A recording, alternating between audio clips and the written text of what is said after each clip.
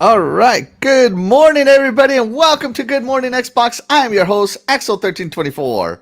And I'm CoolCatTerri. And I'm the resident guest, Dreadpool. All right. Welcome to the rebirth of Good Morning Xbox. You know, when I was doing this, I was very conflicted. Should I restart the numbering or should I just continue the numbering? And I decided I'm just going to continue the numbering. Why not? So as you guys may be aware of or not be aware of, Good Morning Xbox had been bouncing between me and Noof Nukem back and forth there for a few months. But me and Noof Nukem have reached a gentleman's agreement, and this is now the new permanent home of Good Morning Xbox, and I am your permanent host for it until, I don't know, somebody else wants to host, but still on the Iconic Video Games channel. It will never leave the Iconic Video Games channel anymore. So welcome, everybody. Welcome. Let's check in with the chat real quick. We got Back from the Dead. Good morning, everybody. Good morning, Back from the Dead. Thank you so much for joining us. We got CoolCatTerri, of course, being the first. I kind of don't like it how it doesn't show the emoji, but that's an emoji. We got General Spartan in. Thank you so much, General Spartan, for coming in. We appreciate you.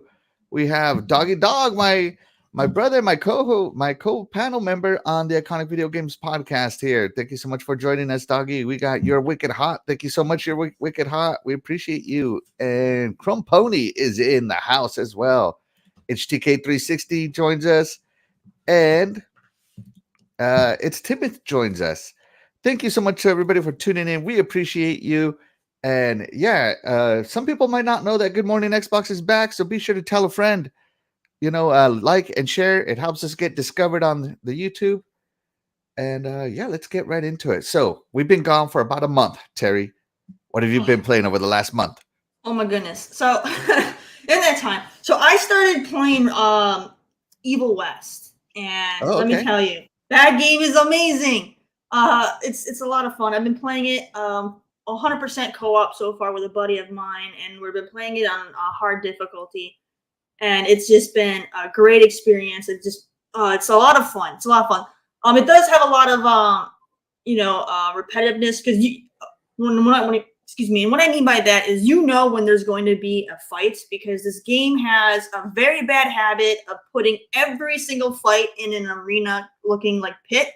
So as you're exploring, you're not going to really encounter too much until you find a pit. It's like, oh, guess what? We have a fight up ahead. You leap into the pit and you fight. And it does that on, very repetitively. And so that's like the only drawback that I really dislike is how they should have made the fights a lot more spontaneous and not blatantly obvious with a big sign saying, hey, there's a fight over here. But otherwise, the gameplay is fantastic. I highly recommend it. And let me tell you, if you're playing it on the higher difficulty setting, some of these fights are grueling. There's been some rage. But it's been a lot of fun. And it's just been a great game. Unleash the rage. I love it. I love it when Terry rages. We got a question here from Back from the Dead. He says, hey, Dreadpool, how did you raise your chest to become the floating head? Uh-oh, Dreadpool might be. There he is. I don't know. It just happened. Am I muted? No, you're not muted. You're kind of lagging out. You're lagging out a bit. Hello? Yeah, you're lagging. Okay. It's okay. That's weird for you. I'm hardwired in too. Yeah. So I don't know. It just happens. Florida, man. Florida. Pay your taxes. All right. We're they're also going joined after by John Disney, on so it's 979. He affecting jumps me. in. Thank you so much, John on 9079. We appreciate you. But Dreadpool, what have you been playing for the last month? Oh, I got a list here. So, let's start with Callisto Protocol. I've been playing that, trying to get caught up with that and finishing that off. We also have Extra Primal. We played that beta. Still kind of one of those iffy ones. I would not go after it, but fun with the people I played with, and obviously Dead Island. I've been playing that up until Dead Island 2 came out. So been enjoying that. Just recently playing Redfall and having a good time with that. I know it's a bad thing to say. You can't have a good time with Redfall, but I've been enjoying it. Even with all the problems that it has. You know, there's a group of us, back as one of them, and we played and playing, we're still laughing. You know what I mean? So how bad is it if we're still managing to play and still having a good time? So teach their own. But yeah, I totally agree with that statement. Playing together. Yeah, you know, me and my cousin, we played Crackdown 3. You know, Crackdown 3 is notorious for being bad, and I gotta agree.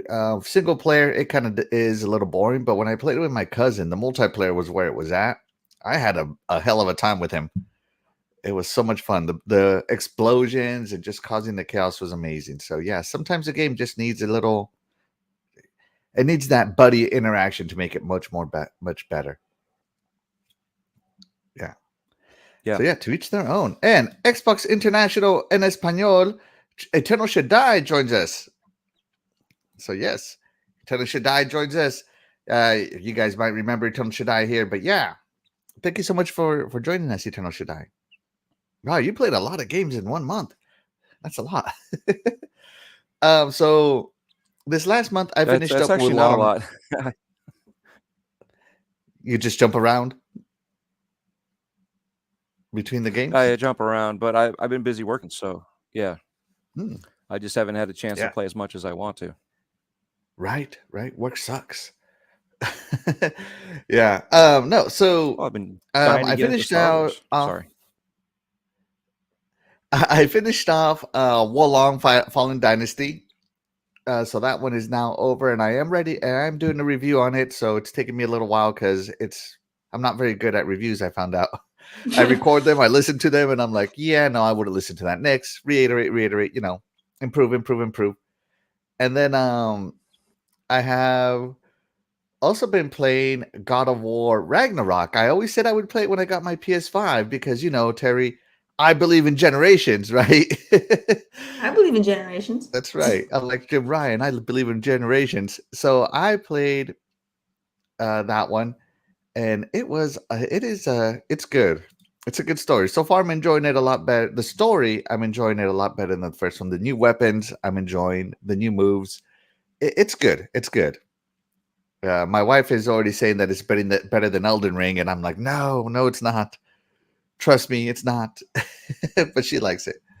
So yeah, guys. Hey, chat. Let us know what you guys have been playing since we've been gone, and let us.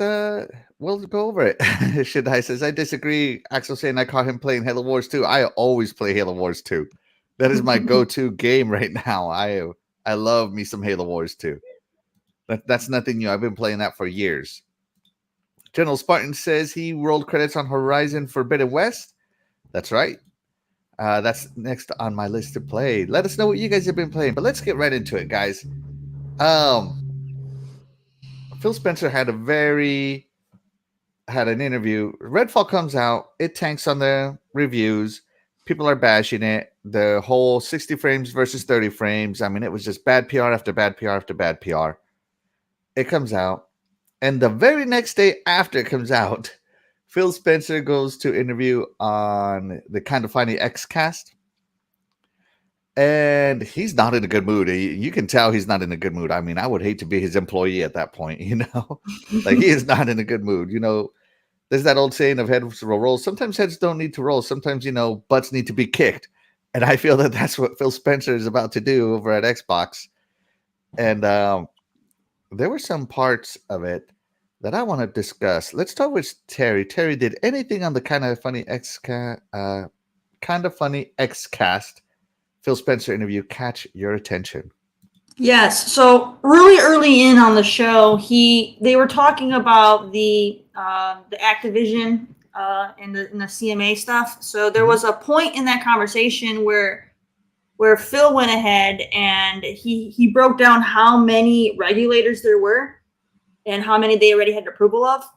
I would rather you just play that clip and have him say it instead of me say it. Yeah. But by the way, Kind of Funny Xcast, I will tag you in the description. Please don't demonetize my channel or strike me. I'm not monetized. Please. Here we go. We continue to work with the European Union. We'll continue to work with the FTC. I think there are like 14 jurisdictions all up. We're working on approval. I think we have 9 approvals so far. All right, so right there. CMA. All right. So that really struck with me where he said there were 14 and he already has the approval of 9. So like that's really, that's really good. And that, and I can see why he's still optimistic. And, he said it was disappointing that, that this happened, but at the end it's, he still has the majority is going smoothly. So it's, just the UK. And the UK, I mean, there's not that much, it's not that much there. It's, what is it? Just Great Britain, Northern Ireland, and what's the other one that's part of the UK? Scotland. Yeah. So it's, it's, so yeah. But the regulators around the world are closing, but the major markets are the ones that need to close, And I remember, listening, I can't remember if it was on this podcast or if it was a different one, but they had talked about how, the UK only is 20% of Xbox's consumer base. So it's still meaningful, but at the end of the day, it's, they're not going to suffer. They can, play along until they're happy, That's right. So, it is what it is. That's British. By the way, if you're from across the pond, we love you guys anyway. We're just talking. Eternal Shaddai says, I never seen him so frustrated like that before. Agreed. Yeah, he is super frustrated. I'm back from the dead. I believe in generations too, Axel. I believe you old timers can teach me about the Atari and television generation. That was before I was born. That was before I was gaming. The Atari was before. I wasn't born yet either for the Atari. When was the Atari released? Because it might have been released before I was born too. In the 70s, wasn't it? It was in the 70s. That was before I was born as well. I didn't start gaming until the late 80s, like maybe 88, 89. So, yeah. For some reason, 83 just popped in my head, but I believe it was in the 70s. Yeah, I believe it was in the 70s. We'll have to look it up. Yeah. Somebody look it up. I have zero experience with the Atari and the Intellivision. Actually, no, I take that back. I went to like a gaming conference and they had a gaming museum where you could play it. And I played Burger Time on the Intellivision. And it was pretty fun. I was having a good time. But yeah, I wouldn't say that I'm that old. Come on now, guys. Come on. Do I look that old? All right, let's skip over. Dreadful, did anything that Phil Spencer say catch your attention that you want to discuss?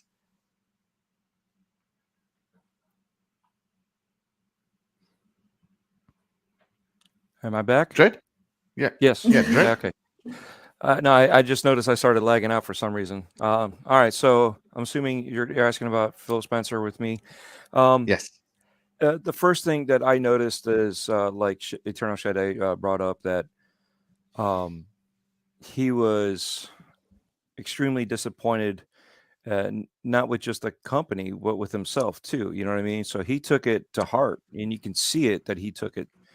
I don't have a timestamp to direct you to it, but that was like one of the things that you can see that he took it, and he took all the blame, and it's internal. It's not just one person. It passed by a whole lot of managers, a whole lot of people, because I forgot the gentleman's name that's the CEO of Bethesda. It even passed that person, and it shouldn't have gone past that person to Phil. You know what I mean? And so somehow, whatever the issue was, and they're willing he's willing to take the bullet. You know what I mean? He's taking it on the chin. He's the one that's, going out there and saying, we screwed up, you know, as Xbox fans, you should demand more from us, you know, and that's it's good PR on the side, but you know, it's not just PR. He's actually feeling it, because you could see him thinking and kind of not really stumbling, but feeling the words as they're coming out, that, you know, this is embarrassing and it shouldn't be like this. You know, we should be talking about happy stuff, like how well it's doing. I just, on the same time, I think part of it was a lot of the feedback that they're getting is overhyped and overamped than it should have been. I mean, we should be demanding more from them, but at the same time, I think they're seeing too much I guess the negativity, you would say, from how the game came out with the marketing. And he even admitted, we screwed up here. We screwed up here. You know, we should have been more clear with our marketing. We had mixed messages. So, I mean, he literally laid it all out on the line and took it all upon himself, you know, whereas the team, he could have been finger pointing at Bethesda. They screwed up. They did this. Even though they're part of Xbox, they're still running on their own. You know, they're still managing themselves. They're still doing, you know, we're hands off, where they can do whatever they want. But he didn't do that. He took it himself. And, you know, great point. You got to be admiring somebody like that, not trying to get them to be fired. Yeah. And, you know, Phil Spencer did also say that, you know, they didn't send the advanced development team to Arcane. They didn't send the Unreal Engine 5 team to Arcane. You know, the game was already halfway done when they came in, and they just let them keep doing it with very little. They sent the marketing team out there, but they didn't send them any help. So he admitted that Arcane had zero help, because he had full faith in Arcane. And he said, you know, we're going to do a better job with our future acquisitions of sending our teams out there so that it works good on Xbox. So, yeah, I agree with you, you know, and also Pete Hines, you know, I believe it's either Pete Hines or Todd Howard, who's the head of Bethesda Game Studios. No, it's Joe something. Joe something? Yeah, I can't remember his name. It's not Robert Altman? No, that's the old head. No. It was whatever his name is. Yeah. That guy. That guy over there. Yeah, that guy. You know, part of your job as manager, you know, my company is not this huge corporate multi-trillion-dollar company. I mean, there are very few trillion-dollar companies out there, but my company is pretty big. And one of the jobs that I have as a manager there is to have difficult conversations with my bosses, even if it throws myself under the bus. You know, they need to have that reality to them. And somebody might have not been honest with that guy, you know. I don't know, what is it, Joe? Joe might have not been honest with Joe, might have not had the managerial integrity to be honest with him and tell him how it looks, and just, it's coming along fine. Yeah, it's good. Oh, it's playable, you know, but never actually saying, oh, it sucks. We got bugs, you know, nothing like that. And also the internal review team at Xbox needs to be better. You know, Phil Spencer said that the internal review team didn't do a good job, that it reviewed in the double digits lower. So that means it's at least 10 points lower than what their internal review team said it was going to be. So that internal review team needs to do better at what the perception of games is going to be from reviewers. So yeah, that was the one that got to me, by the way, guys, the internal review team. You know, if you haven't, you know, everybody knows that Xbox has an internal review team. They review the competition. They review the infamous God of War leak, the infamous Red Dead Redemption leak from the internal review team. So it's no secret that they have an internal review team. So they need to get on it. So yeah. Let's see. Let's check in with the chat. Splendiferous joins us. What the hell is going on here? Hey, Splendiferous, welcome to the new home of Good Morning Xbox. Hope you guys like it. And yeah, we are going to be going week by week here. So yeah. And what are you guys doing? We are talking about the Phil Spencer interview on Kind of Funny Game. Was it Kind of Funny? Yeah, Kind of Funny. Yeah, Kind of Funny. Xcast. Sorry. And Sir X-Man is here. Hey. Hold on, Sir X-Man. We got a question for you. Hold on. Back from the Dead wants to know if you can talk to him about the Atari and Intellivision generation, because we can't. And I know that you were saying you had it on there. So, yeah. And shout out to my mom who joins us. Thank you so much, Mom. We appreciate you. So, yeah. Let's move it along with the interview. Great point there, Dreadpool. Do you have anything else to say about that, Terry or Dread? I would just add that that there was, when they were talking about that, Phil also had mentioned that they had their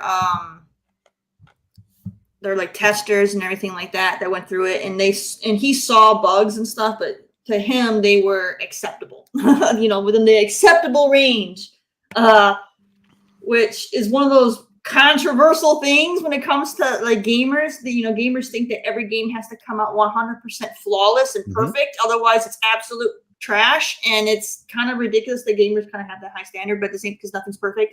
But and we've had this argument on this podcast in the past, as well as pretty much every podcast out there that's gaming related. At some point, I'm sure has had the conversation about bugs and how these games shouldn't come out with bugs and how we shouldn't see that as the standard. And I mean, we're in the age of how these games are online, so it's unfortunately that is going to be the standard. It's going to be unavoidable. Things are going to happen that they can't predict because it's online. And that's just the nature of the beast. And as badly as we want to say that that they should be able to make the game 100% perfect, it's unrealistic. It's unrealistic for gamers to put that on the shoulders of anybody, because it can't do it. Yes, I want the games to be as polished as possible, but we can't go in there and start overly criticizing them because it wasn't to our expectation. Because as long as the game is playable and you can still have fun with it, yes, bugs can be a huge downfall, but at the same time, if you're able to play that game start to finish with the bugs and still have a good time, to me, that's a successful game. It's when you have the bugs that make it to where you can't progress in the game. You have the bugs that prevent story progression. You have the bugs where your game is continuously crashing to the dashboard. That's not successful. But if you're able to still play that game with the bugs, then that's as good as you can pretty much get at, within, still saying that, we met our goal of having a game that people can still enjoy. And hopefully we over time can fix that stuff as they come up. But that's all you can really expect. Yeah, absolutely.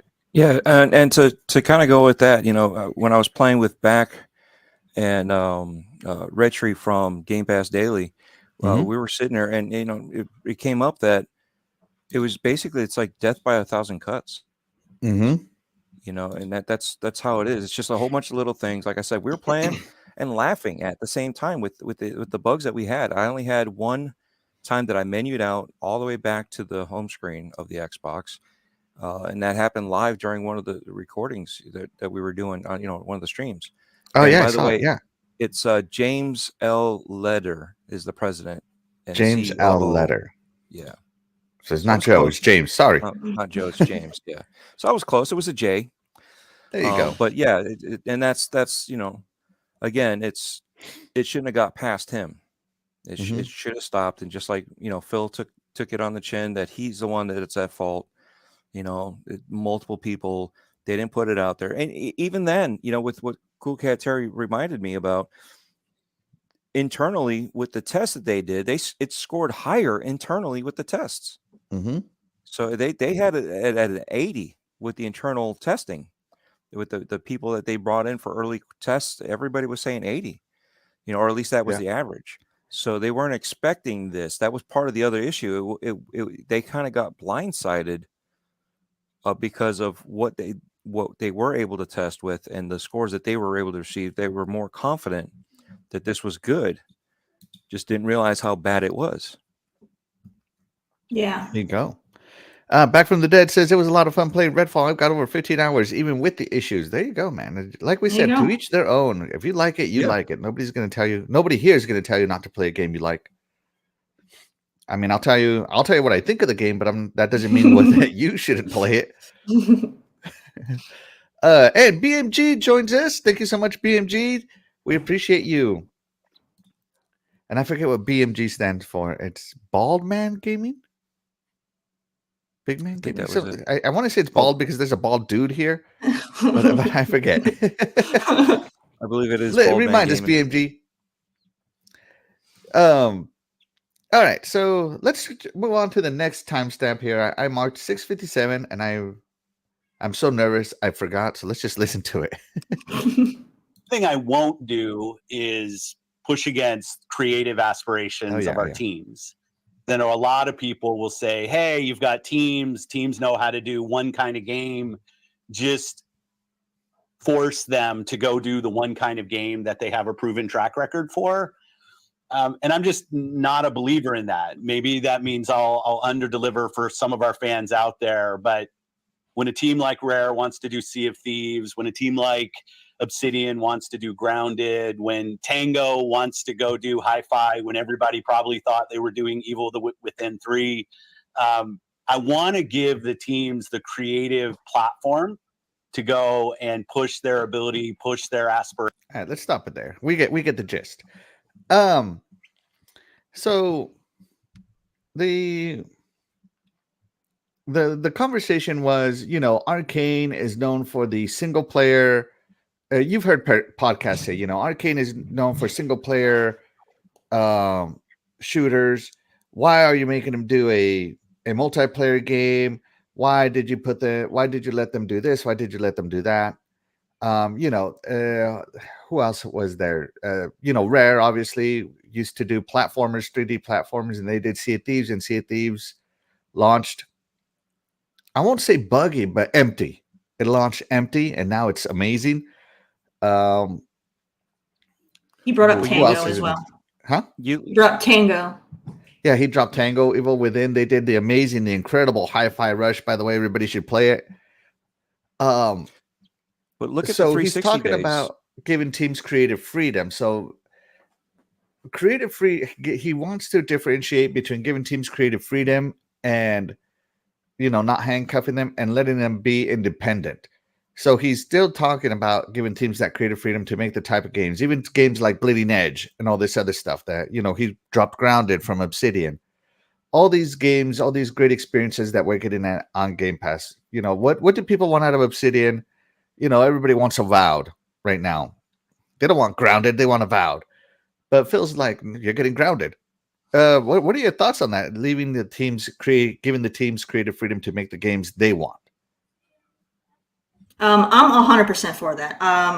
I've mentioned in the past that I'm all about artistic freedom, and give them the ability to create is important, because if you put them in a box to where they can only do what they're good at, then they're never going to get better at anything because they're just in that box. So give them a chance to learn new skills and just get better at their art. Because that won't happen unless you allow them the chance to learn and to experience new things. So I agree with Phil on that, and I'm happy that he's willing to do that, because it is a huge risk. Because gamers are very judgmental, and other publishers and things, they're not likely to want to put that kind of a risk when it comes to the financial side of things. Mm-hmm. So for him to be willing to do that, I think that is. That's amazing, because not too many, people, high top executives would have the guts to do something like that. So I do applaud him for that. That is a big deal, because even look at right now, Playground is making Fable, right? So when they announced that was a huge controversy too, because everyone was like, Playground can't do that. They do like cars, this isn't their thing. Let them show you if it's their thing or not. Give them a chance. They might really wow us with something. But we're not going to know that if we keep them in that box where you can only design car fenders for the rest of your life. All right, so give them a chance. I love the car themes. By the way, guys, Terry has a car channel. I do. So I love the car thing. Creative freedom. Dreadful, do you think that Arcane's the Redfall, one of the reasons why Redfall is not doing as good is because Arcane was given too much creative freedom? No, I think they were allowed to do what they want to do. And you brought up Rare earlier, right? Mm-hmm. And what happened with Rare? Back in the 360 days, Kinect became a huge phenomenon. And then when the Xbox One came out, they were forced to do Kinect games for the Xbox One. That's all they did. That's why when when Phil took over and they were finally released from their duties with Kinect games, they were able to do something that they wanted to do. And yes, it came in empty, but you're talking about the scope of work that they were putting in, that there was no way they're going to have a game fully fleshed out, especially this type of game with Sea of Thieves, that they could have all the intricacies built in. So they had to get to a certain point and then show that this is worth investing in. So even though it was empty, no fish, this and that, half a Kraken, whatever, or no Kraken, only the arms. Okay, well, whatever, it doesn't matter. But they were able to show the proof of concept, proof of game, and everything like that. They were able to get and go from there. So again, it was a proven track record of let them do what they want to do. Let them do this. If the studio wants to do something else, head a different direction, then go for that. But here's the other thing. If you're in an Xbox studio, you can go from one team to the other. So if you're not happy with the direction that this team is going with, or this studio is going with, you can move to a different team or studio altogether and work there. So you have more than just creative freedom of what game you're playing or what game you're going to plan on making, but you can also say, hey, I want to go work on Halo. There was people that went to Halo from other teams just because it was Halo. They wanted that in their resume that they worked on Halo, that they did this, they did that, and then they went back to this other place. And like Terry said, it's allowing them to grow. Because you could be an expert in a certain field, but if you don't know anything else but that's great. You're not going to grow and be more of an expert and more diverse in your knowledge to be an expert anywhere else, because then you can learn this trick. And I do this in my real life. I figure out stuff and I solve problems by doing what I've seen in other areas, and I put it into the areas that I'm working on and make it happen. So certain things that even companies say you cannot do, our product could not do this. I found loopholes that I've made the product do what the company itself said they cannot do. And that's partially why you have to learn. And these developers are learning from bouncing around and doing more stuff and having the passion still be ignited underneath them, because now they can say, hey, you know what? I'm tired of making this type of game. It's been there, it's done that. How much more creative can I be with this? Because we've expended all of our energy with these games that we've done so much of. I need to do something. I need a change. And doing that change will allow them to do it. I mean, look at Hi-Fi Rush. Nobody expected something like that from them. Nobody expected phenomenal. That. And and for with Redfall, the situation, we know there was a lot of missteps that should have been taken care of from the get-go, and it wasn't necessarily their fault. They wanted to do this. They wanted to participate in their field this way, and that's what they wanted to do. They just didn't have the knowledge or expertise. But guess what? Now they do. Now they're learning from their mistakes, and unfortunately, these are not the mistakes they should be learning at this time. But it is what it is. Yeah, absolutely. I am all about creative freedom.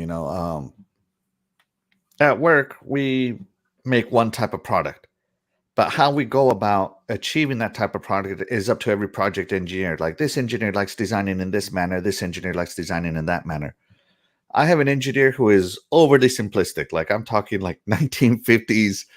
He'll make the product out of 20 parts and that's it, And then I have another engineer who will make the product like a freaking, I don't know, transmission, complicated, and everything is just so. And if it doesn't go just so, it doesn't work. You can't shift gears. I mean, we have both types of people and both types of teams. and I wouldn't have it any other way, So creative freedom it says a lot. It inspires a team a lot. Like when you agree as a team to work on something, believe it or not, it leads to happier days at work. It leads to retention. It leads to all kinds of stuff. And whatever that creative vision is, you have to deliver now because you sold it to the people. They greenlit it. They funded it. Now all the pressure's back on you. So don't think that because your boss came over here and didn't tell make this kind of game. All right, we're gonna make this kind of game. We have no say so. If it sucks, it sucks. So forth and so on. That's all on your boss. But if you as a team say, hey, we want to make this kind of game, okay, go ahead. But it's on you to make it good. It's a lot more pressure on you, but also you take a lot more pride in the work, I think. So the fact that, some people are like, oh, they should only do first person or single player, shooters, and they can't branch out from that is kind of a bunch of crap. For a long time, like you hear these people say, you got to stick to what they know. But those same people will then say, man, I wish Gears of War would do a horror game, which is the worst idea I've ever heard in my life, right? Because Gears of War is not a horror game. Or they'll say like, oh man, could you imagine a Halo horror game with the flood? Blah, blah, blah. Worst idea I've ever. Or you hear them. I know you love horror games, Dreadful, but I think it doesn't lend itself good to if they horror. They could do a horror game. If you look at the first one, it was did have horror elements on it it was spooky going, and we're talking about Halo, the original Halo. Yeah. It was spooky. You're going around, and then since they redid the anniversary edition, they cut a lot of that stuff out. But if they kept it, so they could do that. Even Gears with the way that it's gory and this and that, and the design did have and lend some horror elements to it. So when you look at it, I could see why people are saying that they want more horror in this stuff. I think they don't need to go horror like I don't know, Fear, like the Fear series. They don't need to go that direction, but they could kind of go a little bit more on the dark and creepy part of it, but yes, still be Gears, still be Halo. It doesn't have to be Evil Within or anything like that. They just have to figure out how to include certain aspects of certain genres into these games, and those two games lend perfectly into some sort of horror elements. You want horror elements in it? Turn the brightness down. All right. No, because like if you look at God of War, okay, if you look at God of War, like the classics, okay, it was very dark, all right, and gory, and and then they kind of lost their way with that with what they're doing now. But they have an opportunity because now God of War has moved over to the Nordic, fantasy side, and Norse has a lot of really dark stories and characters that they literally could take the God of War characters, and they could just have them go after these really dark entities that are within that dark fantasy that Nordic mythology already has. They could do it. It's just they just aren't doing it, so they could. Right. I think part of it is because we have graphics right now that are amazing. They're able to do a lot more, but they're making it pretty, and pretty as in bright. They could still make it pretty. There's a lot of games that look pretty that are gory and horrific, and not saying that they have to go that route, but it's just an example that there's many variations of these games, and that's the same thing that they can do. You look at how Dishonored is and how different Dishonored is from Prey. Prey has dark moments and everything, but it's also still brightly lit rooms. Dishonored is outside, and the prettiness of everything, but they still have their darker elements in there. So they could do the same thing if they wanted to. It's just the artistic integrity is left up to them. And I think part of it, as a community, we're too busy micromanaging what they want to do as what we want to do. And that's the problem, and I know on a inclusiveness side, we need to make sure that we can include everybody. But at the same time, if you're pulling away from the artistic vision, it's like, where do you balance that out? And who knows what they were thinking at that time when they were making these games to try to, make it accessible for everybody. Did they lose something in their vision because they were trying to do this way or this way. They've never done a multiplayer co-op style game like that. It's always been for a single player. So doing that, did that affect them? Because they haven't had that experience. Maybe. There's many different ways to look at it, and there's no clear-cut answer, no matter which way we look at it. And we can always debate this for years on end. There you go. Go ahead, Terry. If you're okay with it, Shaddai has put a short story into the chat about some stuff that his friend has said, and he's just being the interpreter for us. I kind of want to dive into that a little bit. Okay. Well, I had a poll up in the chat real quick. I'm not going to read the whole thing, though. But yeah, you go ahead and do your poll. Well, actually, I was going to ask you to do the poll. Oh, all right. So, everybody, are red false issues because they didn't stick to what they know? All right. 53% of you said no. 30% said some, and 15% of you, as in one person, said yes. That one person's wrong. No, I'm kidding. Feel good at your opinion. You're all good. All right. And before we move on to Shaddai, Tony Grosso joins us. Thank you so much, Tony Grosso. We appreciate you. And Italian Clowns jumps into the chat. He says Dreadpool has Xbox Monte Gras around his neck. I love how the Xbox logo has made like an old collar. Like you look at like old like French like clothing, they had like the big collars. Like that's what, dude.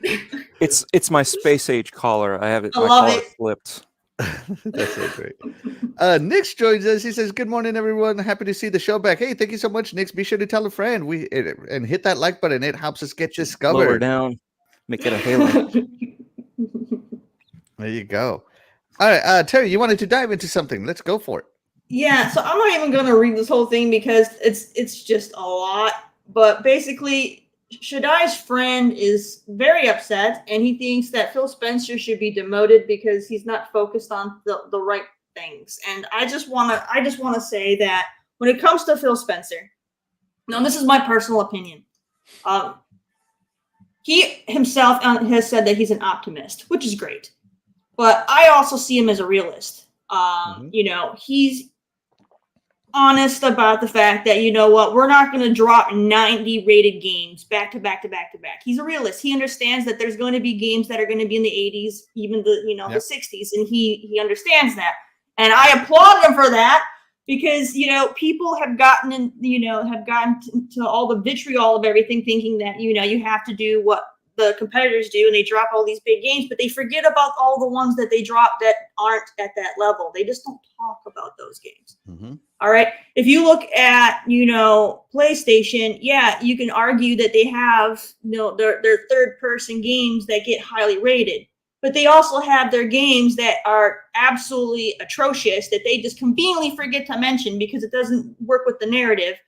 All right. So it's, I would rather have someone like Phil being realistic about, the fact that, he's going to let down some people, but his goal is to still be as diverse as he can with the types of games that he puts out versus being like his competitors like Nintendo and PlayStation, where pretty much all their games are the same.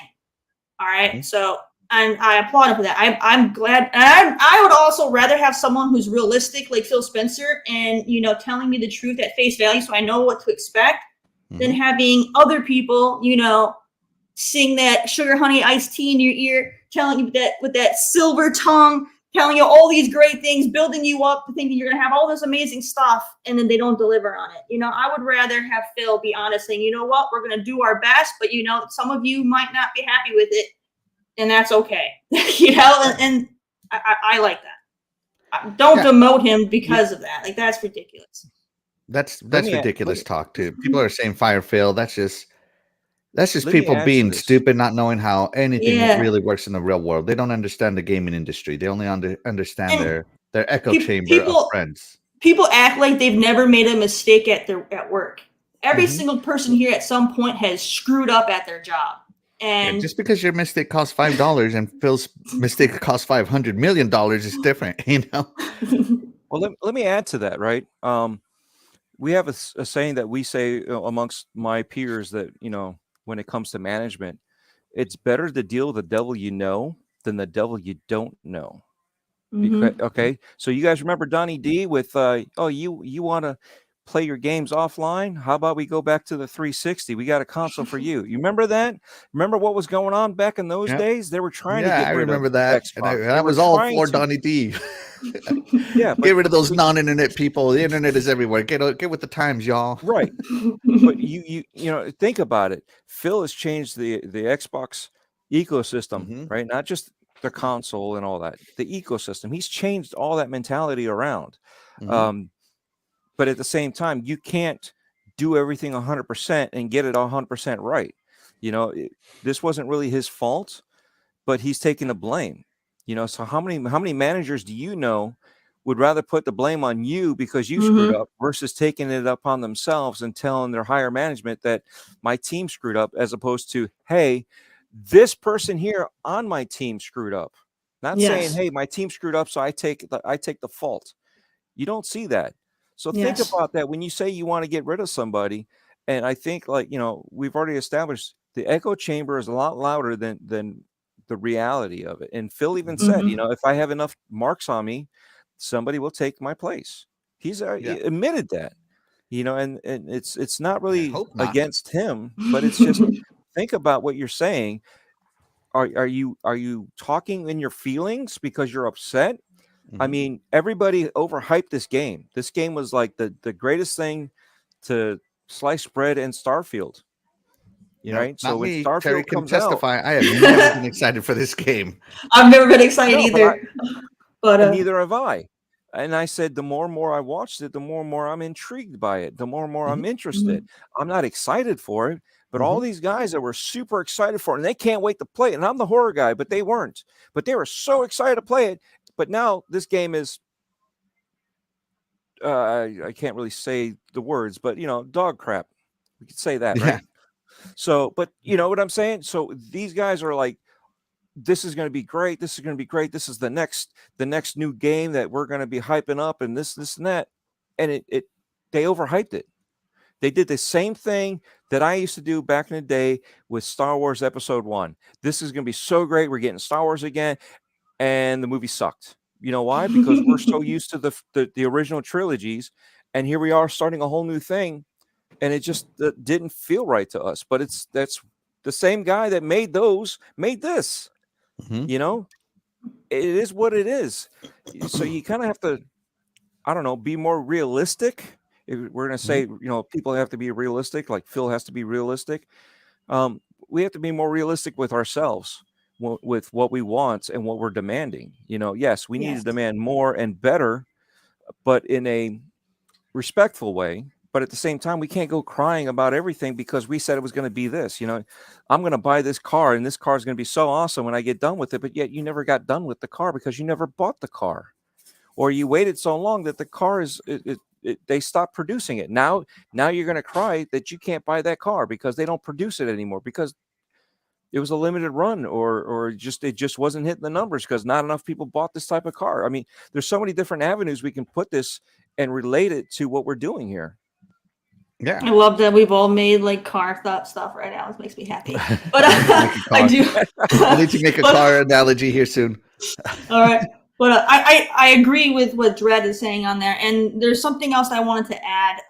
When he brought up hyping it up, to me, hype is 100% on the fans, in my opinion. Well, maybe 90% of the fans, because whether it's a TV, if it's a movie like Star Wars or if it's a game like Starfield, in the end, it's the fans who are creating that hype. They're just marketing the game, and we interpret it how we want to interpret it. The fans are the ones that are going to look at it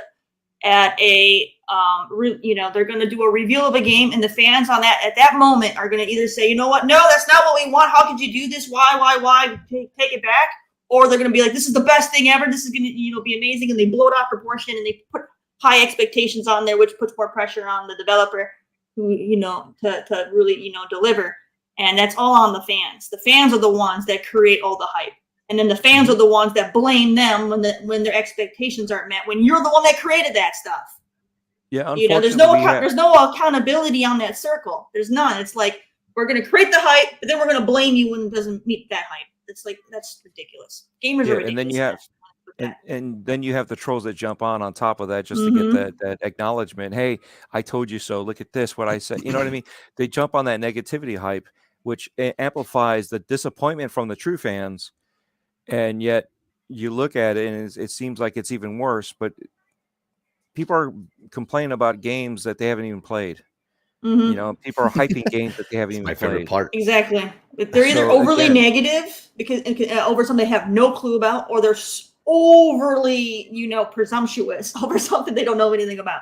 Yep. Yep. Awesome.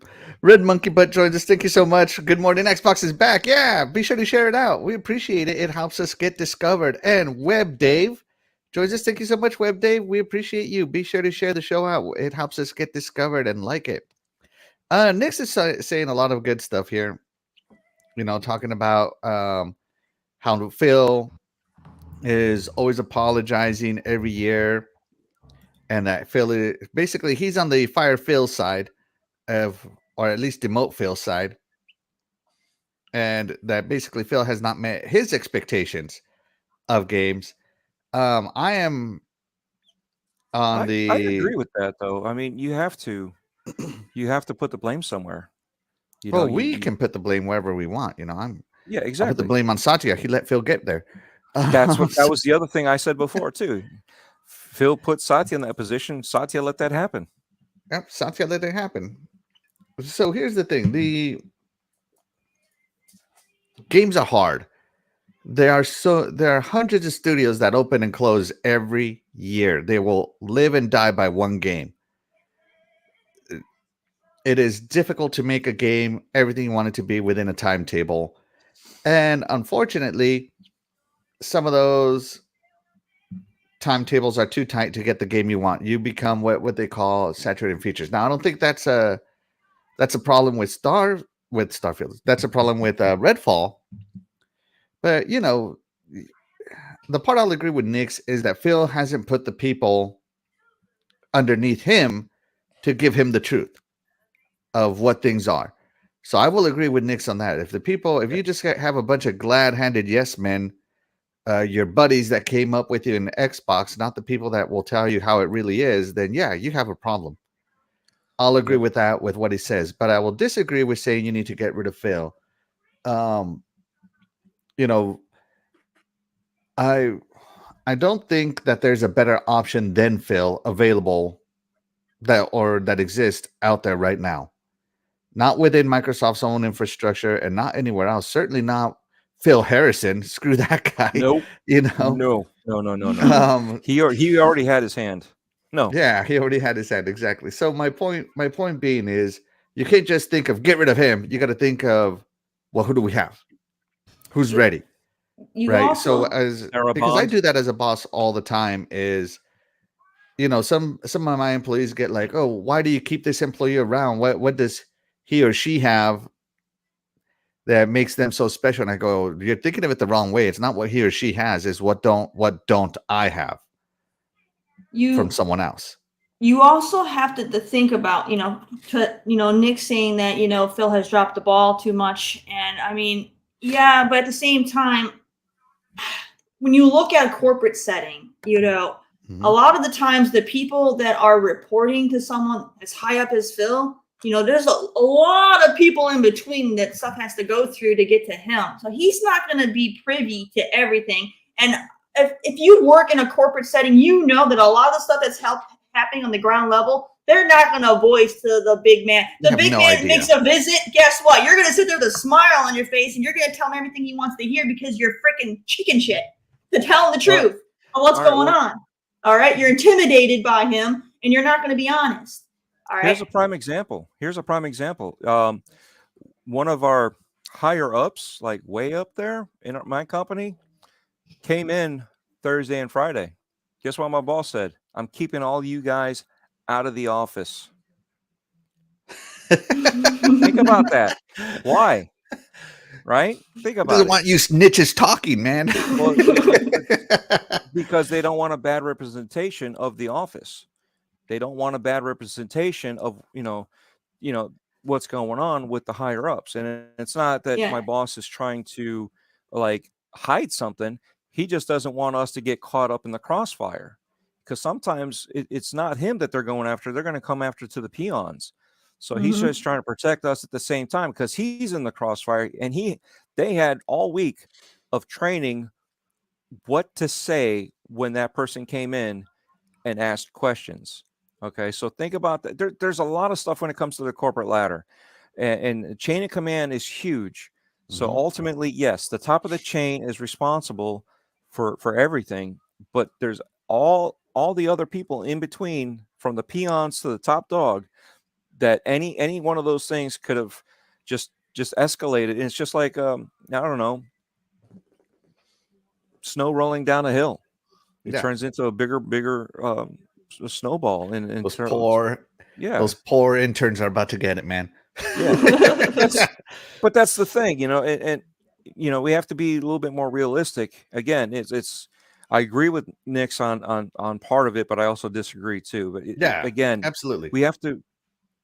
I understand a lot of people are hurt because they expected more, and we're in our feelings.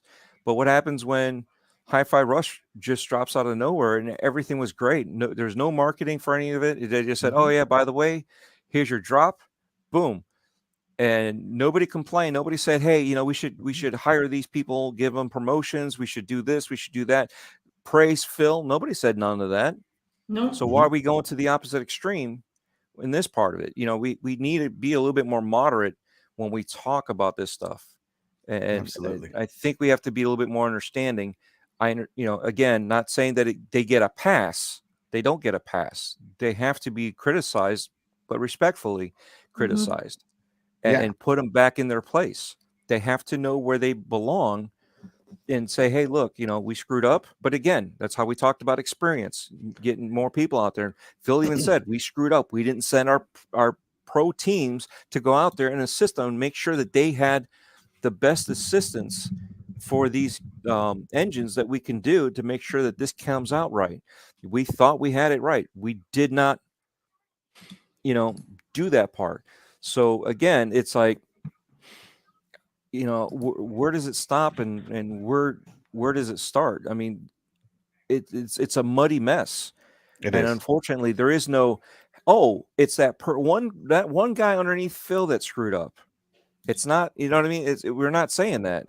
Multiple spots could have been checked. And even internally, when they checked the game, the people that play tested it scored higher than it actually realistically scored once it was released.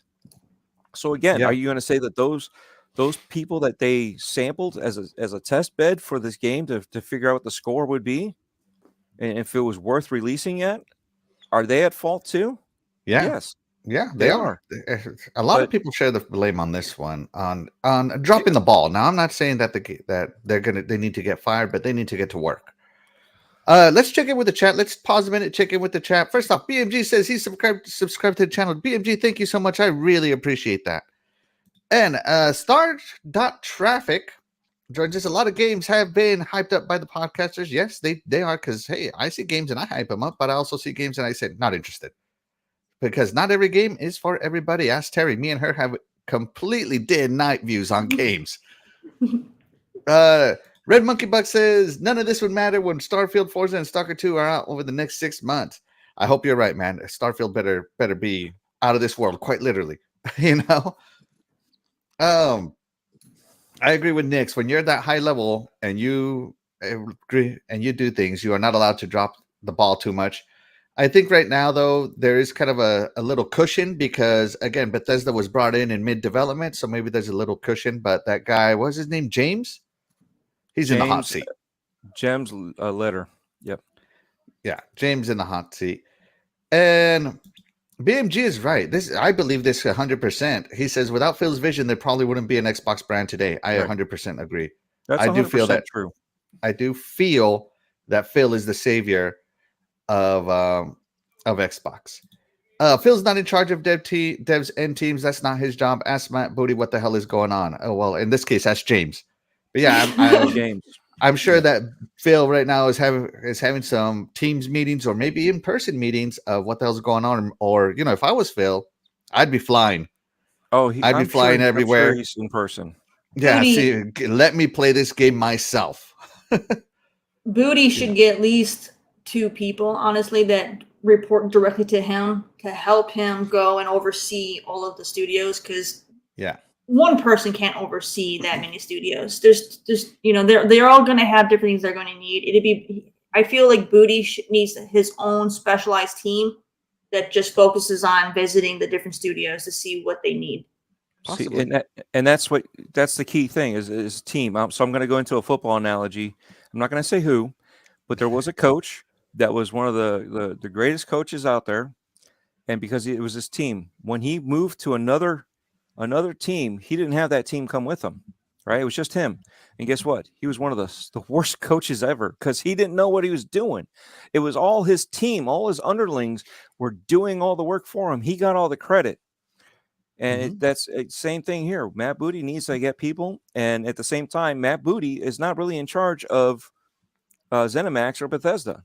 So, that, and again, that's where Phil needs to have people underneath him with the proper people. People that are under them need to have the proper people. Matt Booty for the Xbox side has to have the proper people watching over his studios. I mean, ZeniMax is still operating as Xbox, but they still operate separately on their own. So again, that's where it kind of lies more on Phil than Matt, but Matt should also be reaching out because they are still technically Xbox, even though they still operate separately. So when you look at those different logistics on, are you stepping over somebody else's toes doing this? Are you doing something over here that you're going to upset somebody while you're trying to help? You don't want to. You want to have a union of workers and within the company for the same goal, but you also don't want to have any animosity between leaders. That can make it even worse. And we don't know. Again, we don't know what happened or where it happened. We just need to let them know we're not happy with the outcome. Period. Okay. Absolutely. And I love this conversation. You guys are getting the chat into this. Shout out to Princess Zelda, the incredibly talented, the incredibly creative Princess Zelda. You can catch her Friday nights on the Iconic Video Games podcast someday soon. Right now, she's focused on herself. She's taking a little sabbatical, but she will be back eventually. Red Monkey Butt says, "Don't panic whenever Wild scores a 68." No, not Rare, man. Rare needs to get back to the 90s. And that's that. I'm gonna my truth on Everwild. Never been interested. I don't understand their vision. I don't understand anything, and everything that they've done looks horrible. You know what I mean? Graphically, yeah, it looks nice, but it makes no sense. And that's why I think it's still out there, because they had to go back and restructure it. So I wouldn't be surprised if it was below a 5 or 4%. You know what I mean? No. Yeah, my position grew at work from being like a site manager to a regional manager. And when that happened, I needed people that reported to me. So I created more positions that specifically their job is to report to me what's happening. Because if I find out by any other way other than through them, I already told them I'm not going to be very happy about it. So yeah, that's their job, is to be their tattletales for me. Yeah, you need that synergy. Yeah, synergy, baby. Boom, boom, kaboom. Welcome back, GMX. Hey, Noof Nukem, thank you so much for joining us. We appreciate you. And yes, GMX is back. And as I announced, this is the new permanent home of GMX. Noof Nukem and I have a gentleman's agreement on it. So yeah, thank you so much, Noof Nukem, for creating such a great podcast that I wanted so much to continue. So thank you so much. Appreciate it. Let's see. No, Pete Hines over ZeniMax, Bethesda, not Phil and Matt. By the way, Mr. Kina, thank you so much for joining us. We appreciate you as well. All right. With that being said, guys, let's move on to. We're going to take a little break from this because we've been talking about it for an hour, and take a little break for a moment.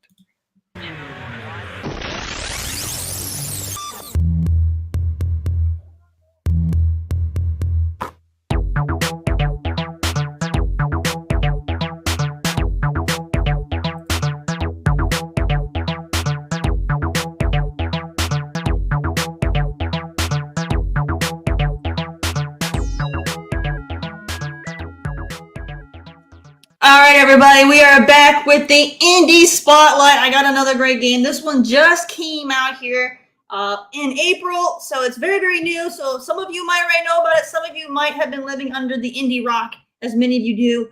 So I'm going to go ahead and I'm going to show you this amazing, great game called Bramble, the Mountain King. Whenever you're ready, just show the trailer, please, there, and we'll do this thing.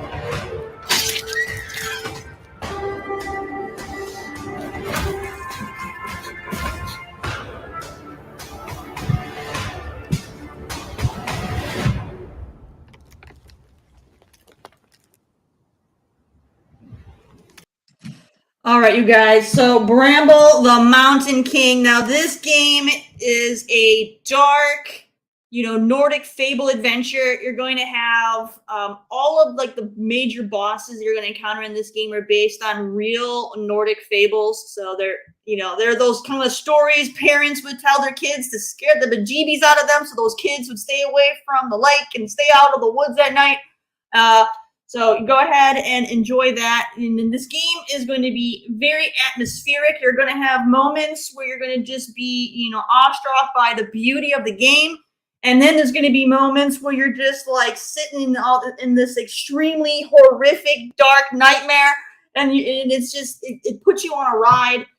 So just definitely, check it out. It's going to be a great narrative experience for you. The game will be challenging, but it's not going to be the type of game that's going to be, overly frustrating or be super focused on your platforming skills or anything like that. It's going to be more about, the narrative that they're trying to, the story that they're, showing you. There are puzzles in the game. I know not everybody's into puzzles, but there are going to be puzzles in the game as well. And, but no, it's a fantastic little gem. Go ahead and check it out. It's on PC and console for $30. And it's just, one of those games that you're going to, you really shouldn't miss out on it, especially if you're a fan of games like Little Nightmares and stuff like that. Then this is going to be right up your alley. All right. Can people hear me without the plates now? You failed us, Axel. I did. I thought I had hit the button, but I guess I double clicked it. Sorry about that. All right. Yeah, is that the game sound? No, that was me. I can hear someone eating breakfast over the trailer. Yeah, that was me. Sorry. And Nick says, "I'll take an omelet, please." Yeah, me too. Sorry. See, you ruined the atmospheric adventure of the game, man. Ruined it. I'm sorry. Ruined it. The game man. also has a fantastic soundtrack as well. So for those of you that are into, original music and stuff like that, go check that out. Absolutely. All right. Let's continue on with our talk on Phil Spencer. I don't think we're going to get to Michael Pachter at all, which is okay. We're having a nice, rousing conversation over this, and it's not a problem for me. Let's talk about the next point coming up here. So the next timestamp is 13 minutes and 29 seconds. Oh, this is the rant. I love it. Okay. Yes. Here we go.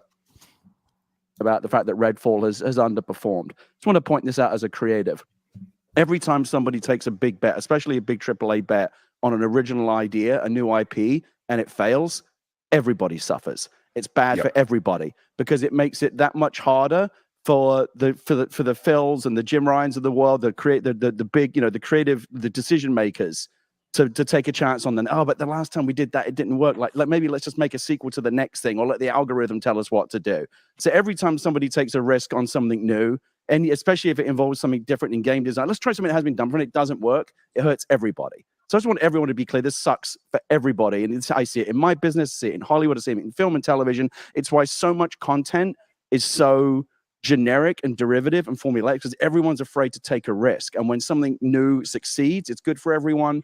When something new and original fails, it's bad for everyone. So I just want to acknowledge that this is like a big shit sound.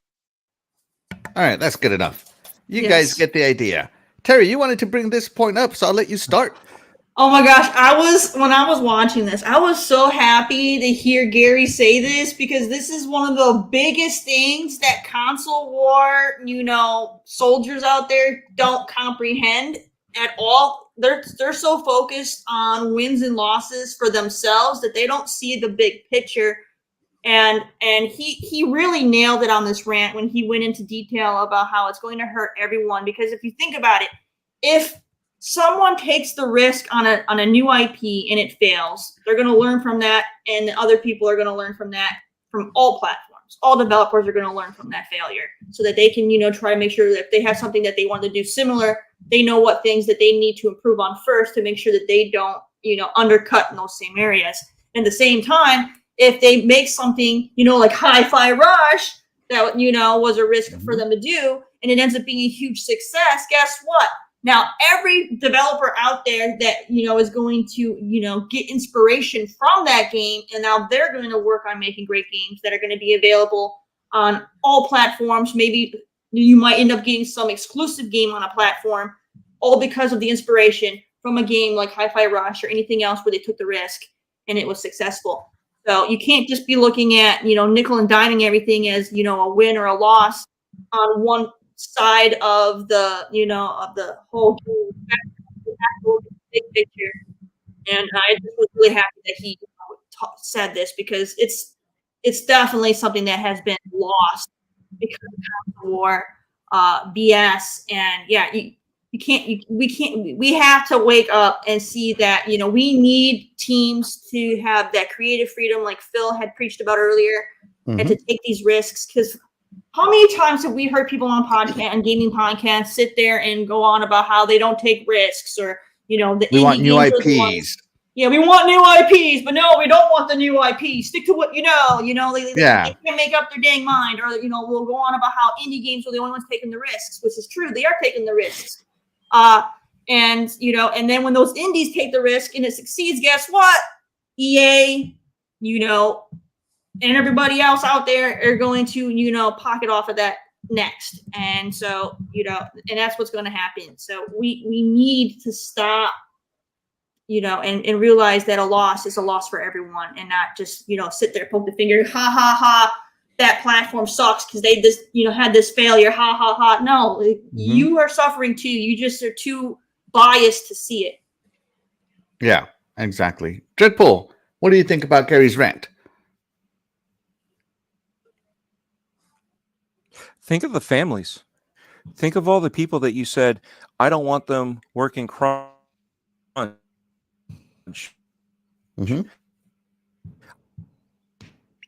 right, Dreadpool's having some technical difficulties, guys. I love how it feels like we're on, like, when you watch the news, and you have like the in-studio people interviewing somebody on the field. Deadpool is our guy on the field right now, and there's always that delay between them. I love it. It's kind of fun. I love it too. It's okay. Yes. It's okay. Let's give him another shot. We're Maybe thinking about the families. I'm Go here ahead. now. Go ahead, Dred. We're thinking about the families. We're thinking about this, thinking about the devs. But yet when something bad like this happens, let's get rid of everybody. You know what I mean? Let's get rid of this person, get rid of that person.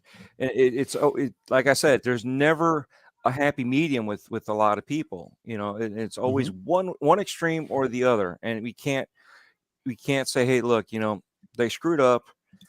They need to do better. We need to do more, because at the same time, what's going on with movies right now with nobody wants superhero movies, right? They're all tired of superhero movies. They're all tired of this. They're all tired of that. but yet we keep on getting the same stuff. That's why horror movies again are starting to have a resurgent, because people are tired of the status quo right now of superheroes. There's a lot of people that have been saying superheroes have had the greatest stories ever, and nobody's ever told them, in movie format, taking it off the comics, and now we have it, but everybody was excited, and now everybody's tired. It's just one of those fads that happens, so again, it's, where do we stop? Where do we start? How much is too much? How much is not enough? We just have to figure out the proper way to do it, and each person has their own idea of what is proper and all of that. So we just have to keep in mind that, unfortunately, you can't have it every single way that you want. You can't have people living a luxurious lifestyle, because then nobody's going to have it. You know what I mean? We're all at a certain level, and you want all these AAA games, but guess what? You're not going to get all AAA games. There's no way. Sony doesn't do it. They try to, and they failed. But we always forget their failures. We always remember the greatest bangers that they have. But we're talking about a game. What's the latest game, right? God of War, Ragnarok, right? That was a great game, but it was also downloadable content that they expanded into a standalone game. What about before that? Horizon Forbidden West was laggy as hell. But people were complaining about it then, but no, everybody's now saying that it's the greatest thing since sliced bread. Why? Because they put time back into it to fix the issues that they had with the glitches and the bugs.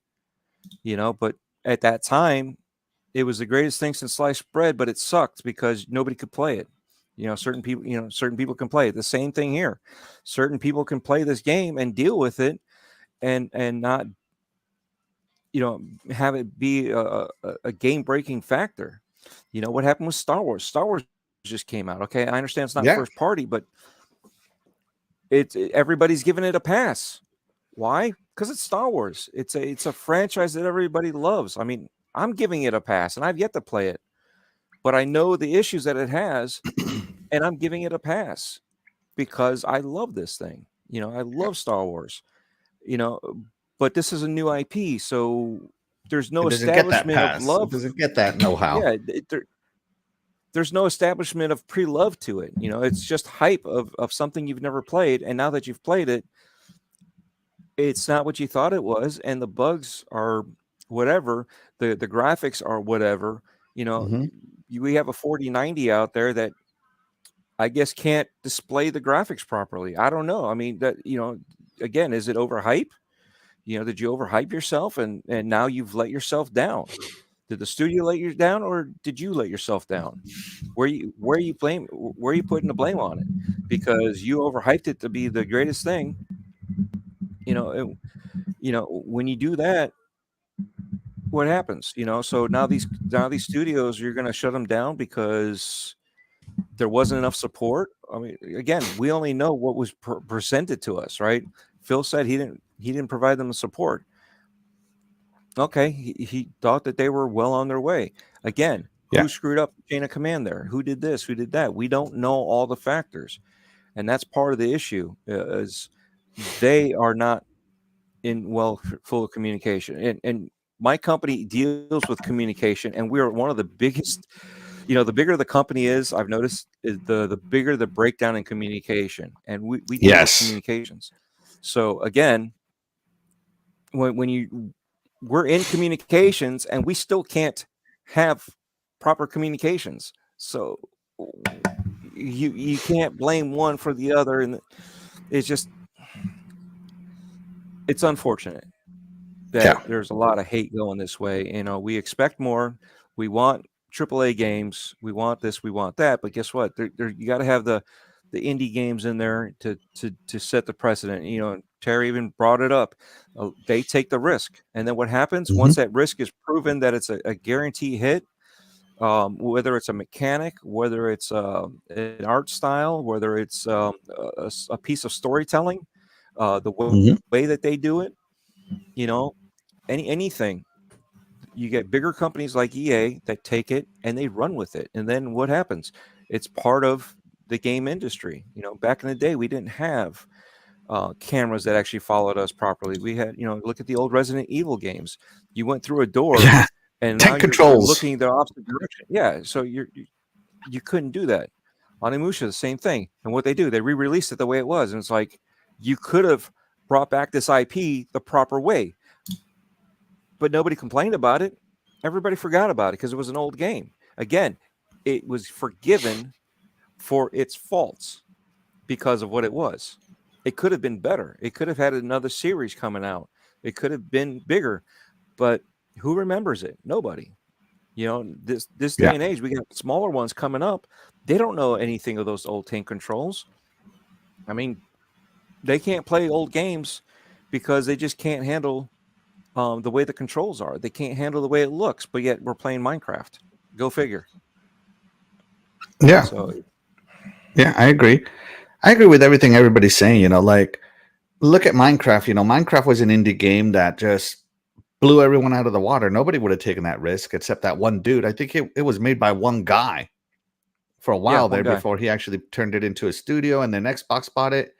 And now Minecraft is literally its own business side of Xbox. As a matter of fact, for a long time, Minecraft was the only company making Xbox Game Studios money. That indie game, right? And Minecraft Dungeons came out. I thought that Minecraft Dungeons was fun. Minecraft Legends came out. I'm playing that with my friends right now, and we're having a good time. Although I kind of wish there were more maps right now. But hey, all that will come down the line. They will get more maps, and I'm enjoying it for what it is. Do I think it could use some improvements? Absolutely, and I have some ideas of how to improve it. But it's one of those things. Nobody has done what Minecraft has done. Not Dungeons, but Minecraft Legends, like the whole harvest, explore, build, and control mobs. Everybody has a role, like the role RTS, the role specific RTS kind of has never really been done. Usually in an RTS, everybody can do everything and everybody has to do everything. Nobody has dedicated task. So that's new. Will it play out? Will it not? Who knows? Well, we'll see. I think it leads to a little less fun if you're like if not everybody controls a mob, so maybe they can give you little mini mobs. I don't know, whatever. It has room to grow. All I'm saying is they're experimenting. Like you said, the indie studios are experimenting, and I understand Minecraft. Mojang is not an indie studio anymore, but they have those indie roots. Noof Nukem brought up Hazelight.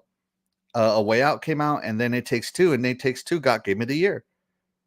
So there are games you have to take risk, but what we want as spoiled gamers is AAA risk. We don't want AA risk anymore. We need AAA risk. We want AAA new IPs. And the other side, PlayStation had a lot of success last gen with AAA risk. They had Horizon Forbidden West AAA risk. They had the God of War when they changed the style AAA risk. They have I'm not going to really say Spider-Man AAA risk because that would have sold whether it was great or not. Thankfully, it was great. But let's look at Days Gone. Days Gone was a AAA risk, and it didn't pay out for them. There's not going to be a Days Gone 2. So part of that was executives thought that there was too many zombie games. So they kind of, unfortunately, were bleeding in on each other, and they just, they said, we don't want it pulling away. And with the issues that Days Gone had, I didn't see it as that big of a deal. I mean, yeah, when you're running for your life to get onto your motorcycle and you can't find it, that's a big deal. That's kind of game breaking, But when you're riding around on an invisible motorcycle, that's not game breaking. That's actually kind of hysterical. You know what I mean? So it just depends on which way you look at it, how it's actually affecting you. And are you still laughing while you're having a good time, while it's breaking, is it really that bad? So there's different factors for different people that, may hamper or amplify a certain thing. Yeah, absolutely. So Redfall failing in the AAA new IP is bad for everybody because, the indie studios, it's great that they do it. and it's amazing when they succeed. But gamers want, us hardcore gamers, we want that AAA experience because, we kind of grew up with the AA experience when we were younger. I mean, if you really look at games like your old regular Nintendo, you think, especially today, that's indie games today. They're still fantastic games, but they're considered indie today. That's all I'm saying. We've already experienced what is considered indie today in comparison to the AAA experience. So older gamers have that. Unless anybody else has anything else to add, we're going to move on to the next timestamp. Anybody? No. All right. Let's move it along to the next timestamp. Now, this is the big controversial timestamp that everybody's been talking about. So almost to the end. Here we go. See more love on that side. Well, we'll definitely continue to focus on making our console experience as great as it can be. I like the homepage refresh and some stuff. I will say this might be disruptive as well. We have a different vision. Paris talked about this. It's play the games you want with the people you want anywhere you want. We want Xbox to be something that people who buy our console can feel like they're a member of. Obviously, who are playing on PC, who are playing on cloud, that they feel like they're full members of our ecosystem. Game Pass players can play on many different devices, and we remain fully committed to that. We're not in the business of out-consoling Sony or out-consoling Nintendo.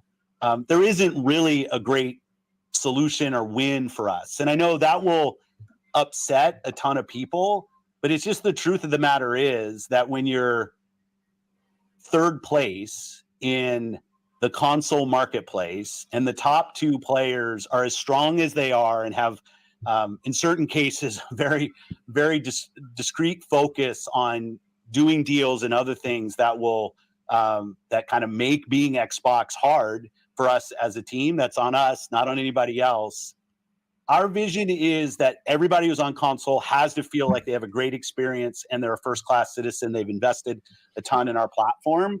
But we are not in a position, and I see it out there. I see commentary that if you just build great games, everything would turn around. It's just not true that if we go off and build great games, all of a sudden you're going to see console share shift in some dramatic way. We lost the worst generation to lose in the Xbox One generation, where everybody built their digital library of games. So when you go and you're building on Xbox, we want our Xbox community to feel awesome. But this idea that if we just focused more on great games on our console, that somehow we're going to win the console race, I think doesn't really lay into the reality of most people. Like 90% of the people every year who walk into a retailer to buy a console are already a member of one of the three ecosystems. I'm going to stop it there because you get the gist of it, guys. So I want to start off on this one. The question was, the Xbox gaming, console gaming platform needs more love. Are you guys going to start prioritizing us? Blah, blah, blah. And this has been a great gripe of mine, is that PC gets the Xbox games day one, but we don't get PC games day one. Age of Empires 4 is a good example. Terry, I know you want to say nobody cares about Age of Empires, but Phil said nobody that more cares. people are playing Age of Empires than the highly Nobody cares. So, but and Flight Simulator was another one that we had to wait for to come from PC. Age of Empires 2 we had to wait for to come from PC. And so they were hitting at, the console experience needs to be better. Needs more love. And Phil, I don't know, he kind of went off on this weird tangent, I think, just to vent some frustration of what he's heard some people say. I feel that that's what he did. And he went on to tell us that no matter what Xbox does, they will never sell more consoles than Sony because they lost last gen. And the reason is because people built their libraries and their digital libraries. So that's something that I can kind of agree to because I am well invested into my Xbox. I couldn't imagine dropping my Xbox and never having an Xbox ever again, right? That's not the way it works. Nintendo still works that way, but Xbox and PlayStation don't work that way anymore. I couldn't imagine all the digital purchases, all the, I don't know, add-ons I've done, all the, what do you call those things? The battle passes, stopping all that. I couldn't imagine that. But I did add a PlayStation 5 to my library because it has games I want to try. And so Phil says that, yeah, we got to think of a different approach. And their approach was play the games you want and the devices you want. So it's not just console-centric anymore. Now it's Xbox PC cloud. And no matter, even if Starfield comes out, a new IP, and it's an 11 out of 10, people are not going to drop their PlayStation 5s to come over to Xbox. That if you just build great games, suddenly Xbox is going to see this massive sales bump. And I agree to that to an extent. Because if you make great games, people are not going to sell their PS5s. You're right. But people will definitely add that $300 Xbox Series S to their library. People might add that $15 a month Game Pass Cloud ability to their phones. So I half agree with Phil, and I get it the way he said it, and I half disagree with Phil.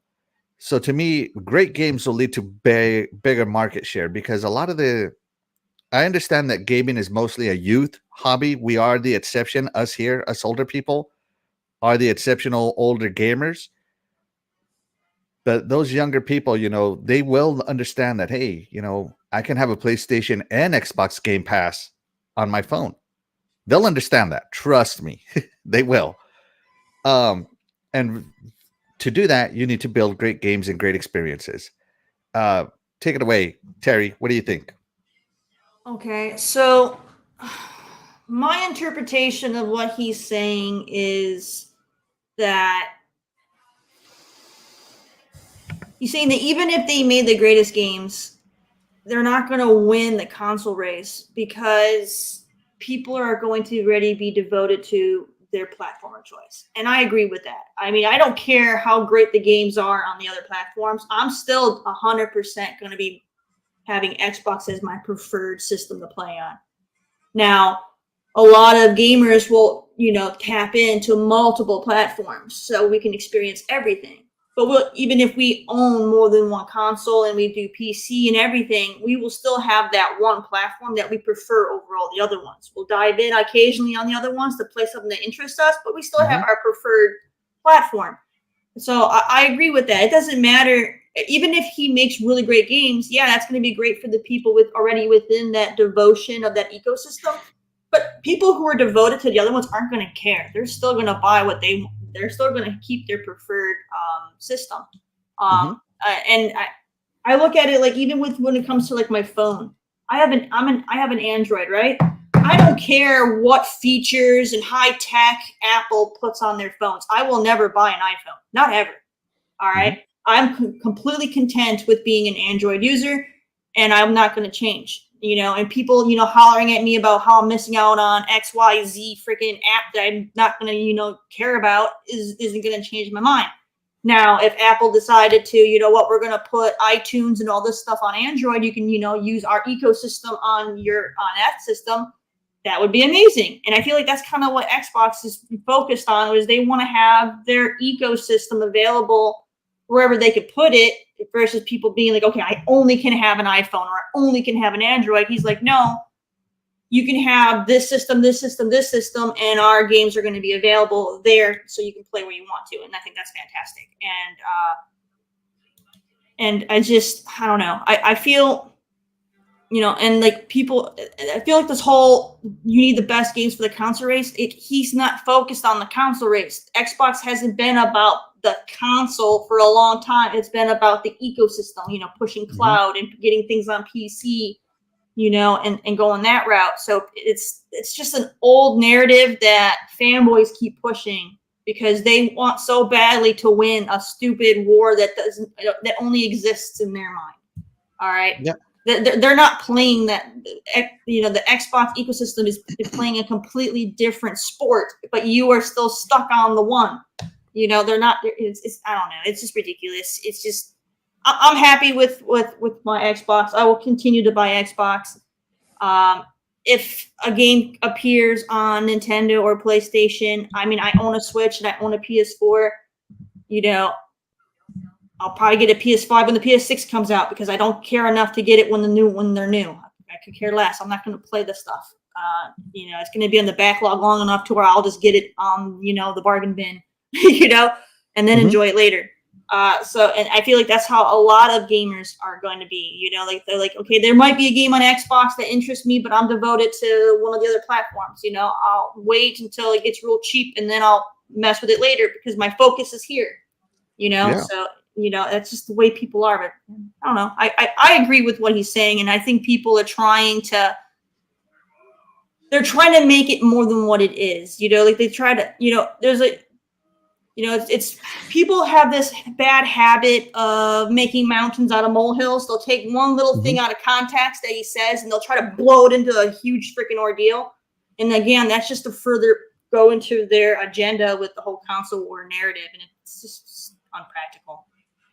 Yeah, I've heard people twist these words. So I've read, not even heard, I've read people on Twitter twisting these words so much it's crazy. You know, hey, shout out to Ice Queen Gaming. Sorry, I know I saw you earlier, but I didn't say hi to you. Thank you so much for coming in, Ice Queen Gaming. We appreciate you. Let's check in with some of the chat. Nix, why did PS4 grow more significantly than the PS3? Like you said, Axel, great games made the platform more compelling. Yeah, PS4, like Phil said, the Xbox One generation was the worst generation to lose. That's when people built their digital libraries. People hold on, I got it up here somewhere. Somebody had over 1,000 games on Xbox, and he said he's locked in for life. And I gotta agree with that statement. Yeah. For the PS3 though, people weren't buying the PS3 for the library that they were slowly getting. People that, you know, bought a PS3 because it was the cheaper way to get, you know, a Blu-ray device, you know, at the time. Yeah, people who didn't even video game at all, they had the option. I could buy a PS3 and I have a Blu-ray player, or I can buy a Blu-ray player that's going to cost $1,000 more. So they would just bought a PS3 to be a Blu-ray player, and they never played a single video game on it. And that's what it was. It was the cheaper Blu-ray option. Yeah. And Move Nukem says, but Xbox needs to focus more on console. Their core fan base plays on them. And Phil Spencer did acknowledge the core fan base in this interview. He does say that he wants them to have a first-class experience, and I agree with that. You know, off air, me and Doggy, I went on a rant. You know, shout out to my buddy Doggy. He listens to me rant often.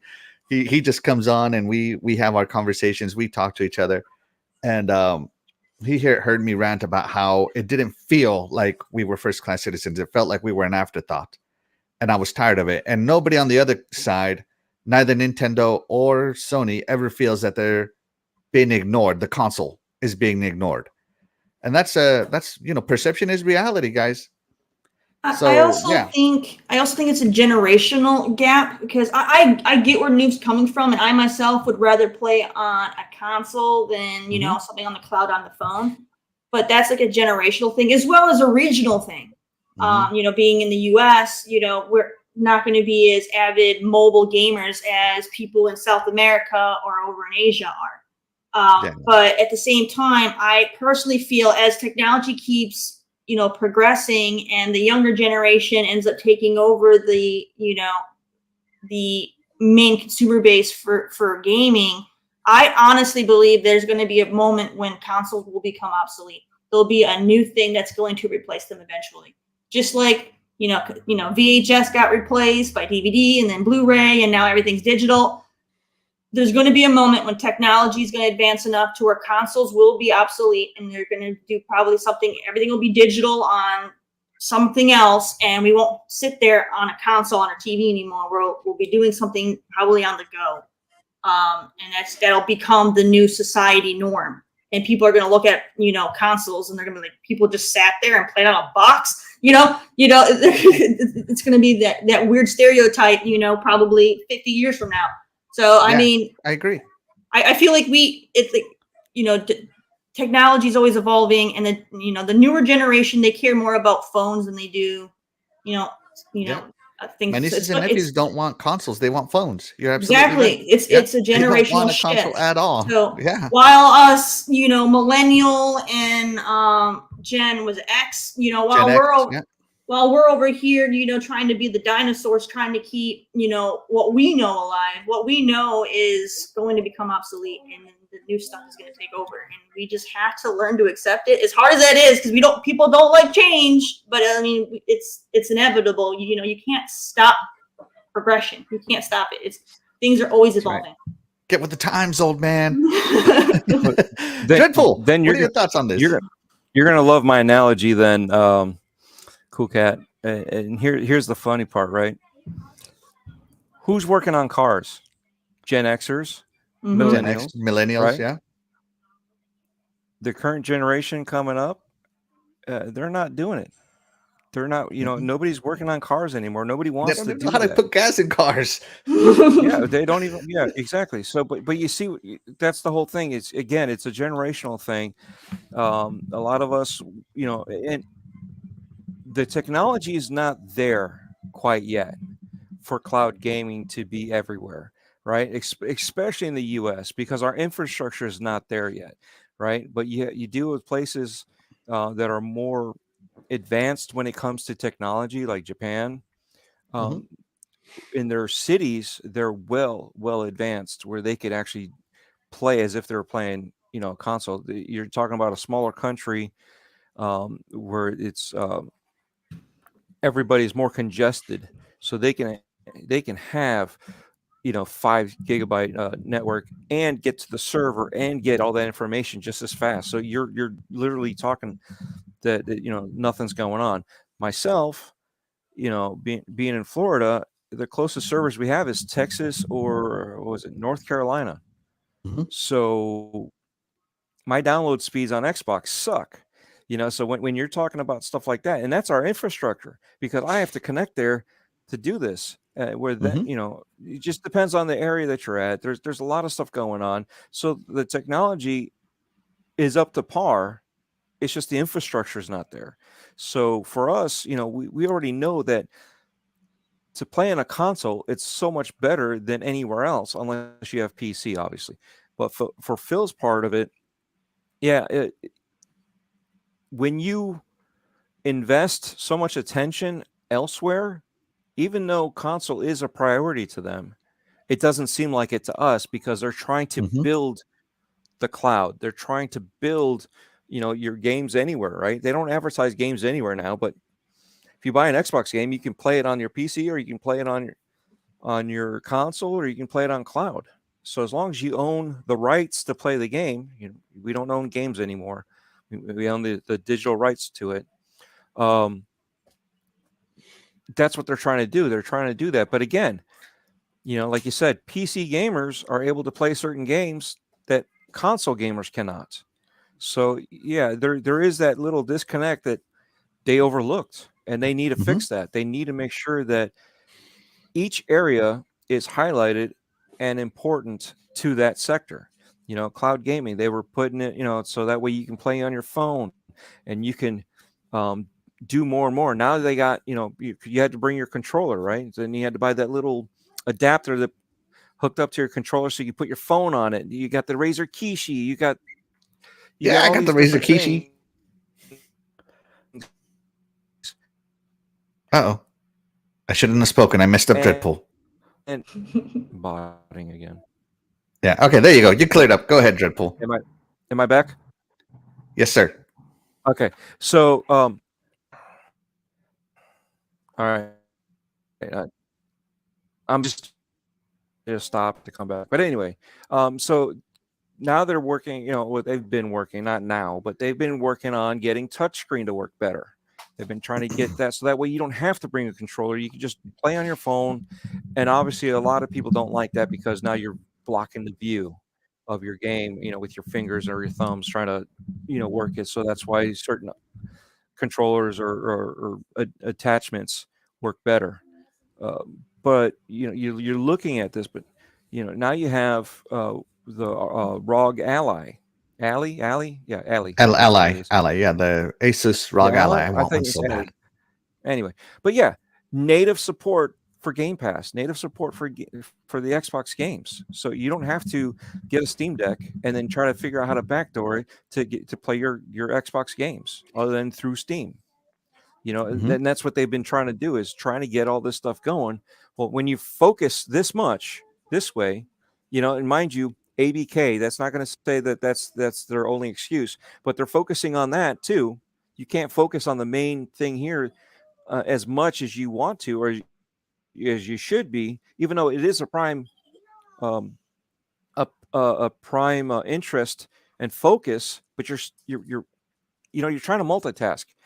And if you're concentrating here, you're concentrating on the lawsuits or potential lawsuits that you're going to do to get the ABK to go through, it's going to cause problems. And you're dealing with cloud, you're dealing with contracts, you're dealing with this, and then you're dealing with and I know everybody still does not want to use COVID as an excuse. It's not, but it is. It still affects areas in the sectors of the real world. I'm still being affected by it, even though it's not a direct effect to me. It is actually affecting other industries that it does affect me. So same thing there. They could be having other issues that is still leading from that. Certain things may not have progressed as far as they want, and they're still playing catch up. We don't know, but there's a lot of stuff that needs to happen, and they do have to yet again refocus the console and still get cloud and still get ABK and still get PC and still get whatever else, ROG Ally or Steam, try to get all that stuff going and in the contracts to get your cloud gaming everywhere. That's part of ABK issue with CMA, so they're getting their focus everywhere and they can't concentrate as much as they need to. And they, like we talked about, having a team, right? Having certain people in key positions to concentrate on that. And unfortunately, as a leader, you have to be eyes everywhere, regardless of the team. You still have to focus on everything. And it seems like he's been focusing on a few other things and not enough here for the console or the console games, and that's, again, you could see he was distraught. And yeah, how many other leaders you see do that at the other companies when they fail? Nobody speaks up. Nothing. Nobody.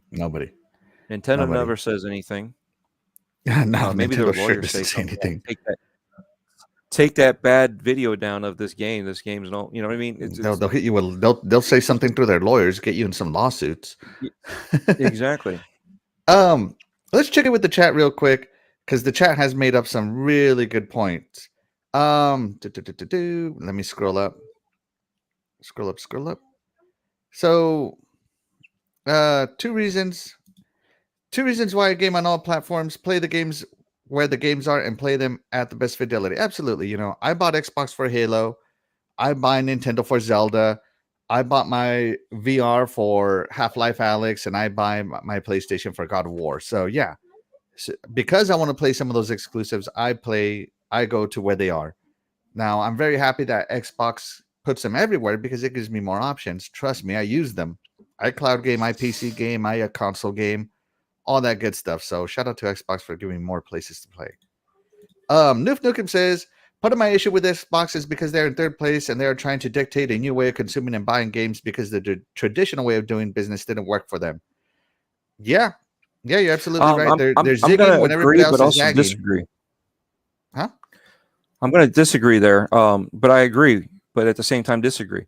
They also decided to not count the metrics of consoles. They're counting the metrics of user engagement. And you know who else did that shortly thereafter and made the announcement? Sony did. But you know who doesn't do that? The fanboys. Yeah. You know what I mean? So it just depends on what you're looking at. Cliffy B, even on the Iron Lords podcast, even said, I looked at the metrics of the console, which had a bigger base that I dealt with. Unfortunately, we were talking about Boom and a few other people that bought the same console multiple times, but they only had one account. So you only play that one game once, and they traded in those consoles. So they bought 4 or 5 consoles. So the numbers are skewed when you look at it like that. Your users are not skewed. Well, they are skewed let's be realistic about it, because anybody having a free email gamer tag or free PlayStation account, they're still counted as a user as long as it's they monthly log in. active users though, so only if they keep Right, so all those accounts that's why active. they say active. Yeah, but if you're active, even though you're not subscribed, you're still an active user. So again, it's sort of skewed, but that's the whole Excel thing that I've always talked about. You leave one metric out, and then all of a sudden this other metric, boom, it amplifies, right? Who was it? Brad Smith did the same thing, where Sony said something, and Brad Smith said, "Oh yeah, or here's the pie chart." It showed a completely different version of what Sony was saying about ABK. You know, the whole deal with their, what was going to happen to their business, and Microsoft's like, it ain't nothing. So again, it just depends on what you're looking at. So that's why I agree, but I don't agree. There's that. Yeah, that kind of ties into of it. When the consoles first came out and they had all the scalpers grabbing them, and then they were bragging about how they were winning in sales. And I'm like, but majority of those consoles are sitting in a storage unit somewhere, no, there's no users on any of them. You're like, how can you really count them when no one's using them? Not even activated, just unopened. They're just sitting. Yeah, they're just sitting. Like 20% were never activated. Yeah, that's a lot. That's a lot. Millions. Yeah, that's a lot at the time, right? Who knows what it is now? Yeah. Dan the Man Cunningham, Georges, thank you so much for stopping in. Dan the Man Cunningham, we appreciate you. Be sure to hit that like button and share this out. It does help the podcast a lot. A lot. Nick says, someone said it the other day, Xbox brand seems to want to be a jack of all trades and a master of none. I disagree partly with this statement. Yeah, they are a jack of all trades. You're going to get your Xbox on PC. Now everybody else is going PC. You're going to get your games on cloud. Everybody else is going cloud. Everybody's chasing that mobile market. Trust. Okay? Everybody's chasing that mobile market. And we're getting some great technologies out of it. And the console market. And I don't know if they're being a master of none. I do feel that there have been some missteps even with the Xbox Series consoles, and specifically the Series S, with having that split RAM for no reason, in my opinion. I don't know why they did that. But the Xbox Series X is still a fantastic, most powerful console out there on paper. And it's doing great. Now, can a company dedicate their Xbox team resources to, okay, you guys are going to work on the cloud experience and you guys are going to work on this? There has to be someone to put it all together. Again, their own corporate structure is going to dictate that and how it's going to go. So even though they can be a jack of all trades, and trust me, Microsoft has the money to be a jack of all trades, hopefully they do everything good. But yeah. And I am happy for it because I love Xbox Play Anywhere. When the Play Anywhere initiative came, I loved it. When the cloud play games on the cloud, man, I was on there. I got on the beta. Like I'm talking the beta where you had to sign up and be chosen. I got on the beta, and I've been playing on cloud ever since. I use all of it, and I love the fact that no matter where I play my games, I'm getting achievements. I'm getting gamer score. I can continue the same game. I don't have to buy it. So that jack of all trades comes with a huge benefit for me, the user, that I am exploiting 100% because I can, because Xbox lets me. Just putting it out there.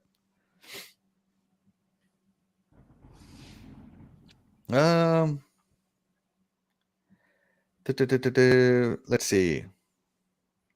Great games will, however, boost game sales and subs. Yeah, absolutely. Speaking of that, without a doubt. Yeah, Terry, we did a poll. Can you did a poll? Will better games make people sell their PlayStation 5 or Switch? 45% of you said no. 45% of you also said no, but they'll buy an Xbox too, and 8% said yes. So we had an even split between the no's, which is interesting. I do think, I mean, I was on that board with the no, but they'll buy an Xbox because I mean, you can make really great games on the other platforms, but it's like me, like I don't care what exclusives Nintendo and Sony, create. I'm still going to be primarily Xbox. And if I really want to play one, I'll dip in and purchase the machine I need to get to play that. But it's like I'm not gonna jump ship on Xbox completely just for one game over another ecosystem. That will not happen. Yeah, absolutely. And Brendan Foltz says, I have zero opinions, just here to support my homies. Thank you so much, Brendan Foltz. We appreciate you. Be sure to hit that like button and subscribe if you're not. Nick's also said, speaking of doesn't carry weight with me unless there's action behind it. Phil has been talking about the got to do better for years. That's just talk. No. Xbox is better. If you were there during the Xbox One era, you know that Xbox Series era is much better. Not a little better, a lot better. Bigger games, better games, backwards compatibility, critically acclaimed games like Flight Simulator, Forza Horizon, Hi-Fi Rush are out.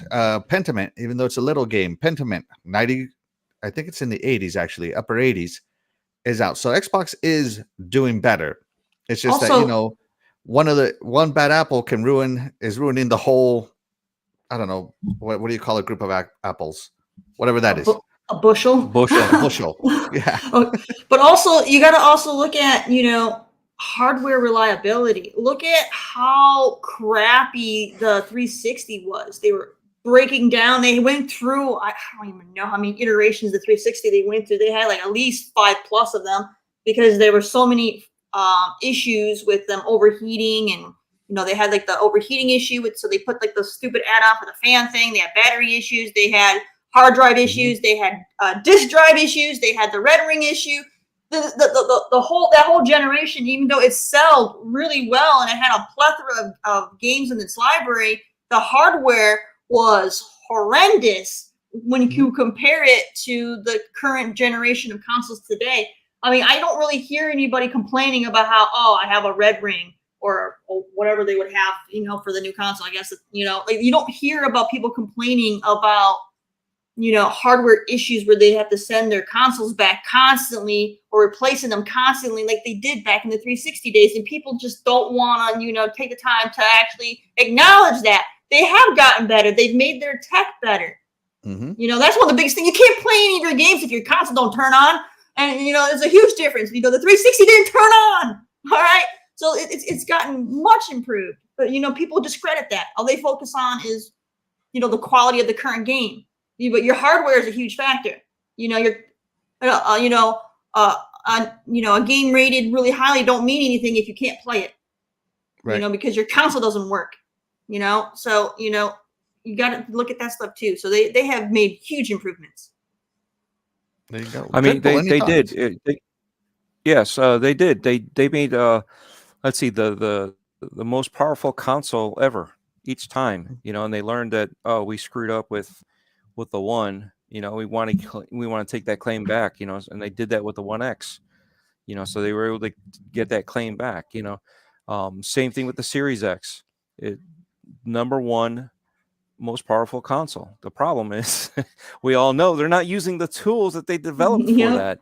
And that's the problem. And that's part of the problem is I know third parties aren't going to do it, but you need the first parties to do it. And they need to use all the tools to show this is the reason why PlayStation has their bangers, because they're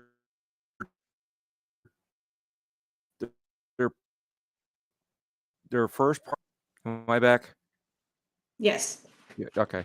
The Sony is showing that the first party studios are using the advantages that they have for the console. Poor Trent. Trent, you can turn off your video if you think it'll improve.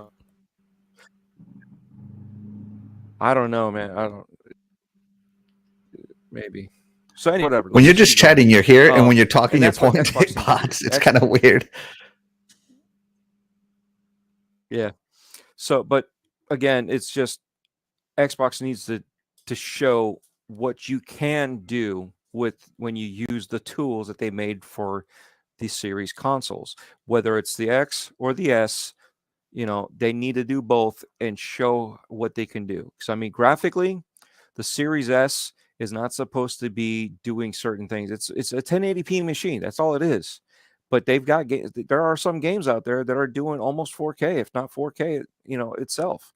And it's not supposed to be doing that. It's supposed to be doing lower graphics with a higher resolution, or I'm sorry, with the higher frame rates, so that way you can be competitive. And there, some people are using tricks. We got some games that were on the 1X. I can't remember the name of it right now, but internally, the game was putting out 6K. Obviously, coming out on the HDMI was 4K, but internally, already was, yeah.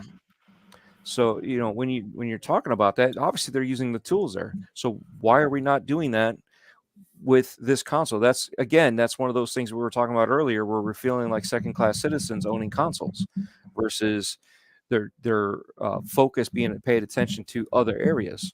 And that's, again, team management. They need to get their management from Phil on down to Matt Booty, James Letter, and whoever's going to be in Activision once they take that over.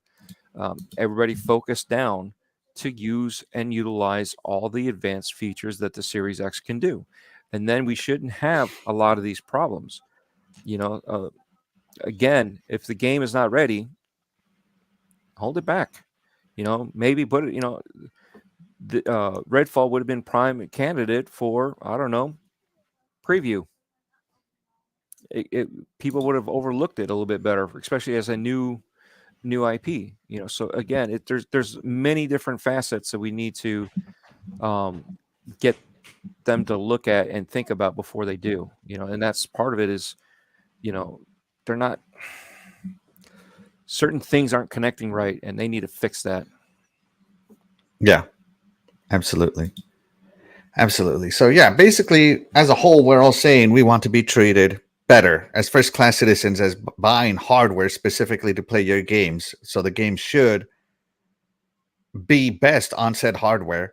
And, they should be good on PC and all that good stuff too, but they should also be best. They should be using that power, that mesh shaders and velocity architecture, all that good stuff. So yeah. And that's what we're saying. And hopefully Phil has heard us. Hopefully somebody from Xbox watches this podcast and has heard us. Right. So, but with all that being said, guys, I think it is time to say goodbye for the first episode, for the return episode of Good Morning Xbox. And, guys, first off, I want to thank each and every one of you for tuning in that caught us live. That's why you guys, the chat, will always be the MVP to any of the shows we do here on Iconic Video Games. And if you're catching this on the replay, let us know what you think in the comments to any of the topics we talked about today. With that being said, we're going to get out of here. I'm Axel1324. I'm CoolCatTerri. And I'm the botting Dreadpool. And we'll catch you guys next week. Bye, everybody.